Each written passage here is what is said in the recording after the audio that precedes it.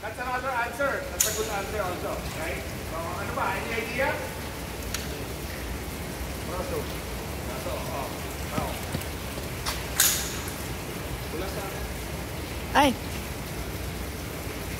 Okay. Anyway, sige. So, at least may idea tayo. So, 3 solutions yan. Also, added nila yung pag-apat. So, 1 is, bababa nyo, tatapakan nyo, right?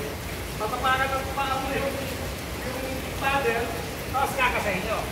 Pero ayaw natin gawin yun kasi under circumstances, lalo pag maputik, tutuloy pa rin natin. Diba?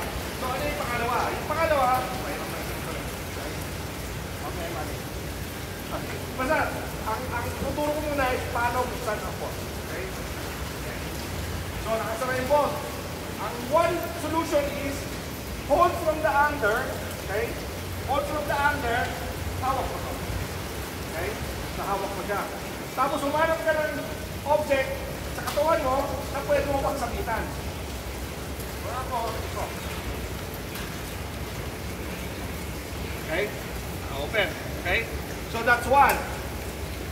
Unfortunately yun, kunwari nakadapa ka, undercover, putok, baka mahirapan ka. So another solution is, okay? Pag nasa cover ka, diba, isang kamay, diba? Isandal mo muna, okay? Sandal. Tapos, kuha ka ng spare magazine, okay? First of all, kapag may naayos ka, humanap ka ng hindi lang wall, anything, pwedeng gulong ng kotse, pwedeng yung bukasan ng kotse na pwedeng hindi siya dudulas. Okay? Make sure na hindi siya dudulas. Kasi pag minsan, pag flat siya na medyo kurba, baka dumulas. Okay? Ibigay mo ngayon ang weight mo dun sa barrel. Okay? Okay? So, anong gusto nyo? Kaliwa o kanan ng tama ko? Kaliwa. O, kaliwa ang tama? O, so, kanan gagamitin ko. So, pag kanan gagamitin ko, babalik ka rin yung barrel. Okay? Baliktad yung barrel. Okay? Tapos ngayon, nakikita nyo yung charging handle. Gamit nyo yung magazine, tutulak nyo. Tapos, hindi nyo alam yan, ha? Or, again, kung kanan naman na may tama, okay. Kanan naman na may tama, hawak nyo yung barrel.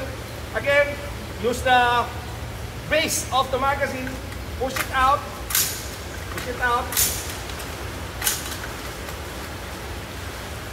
tapos, ilak nyo,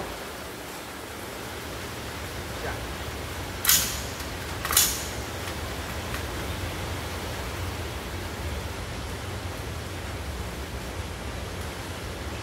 Okay, so ngayon, tapos, clear, okay, dukutin nyo na lahat ng balang sira, naka-jam.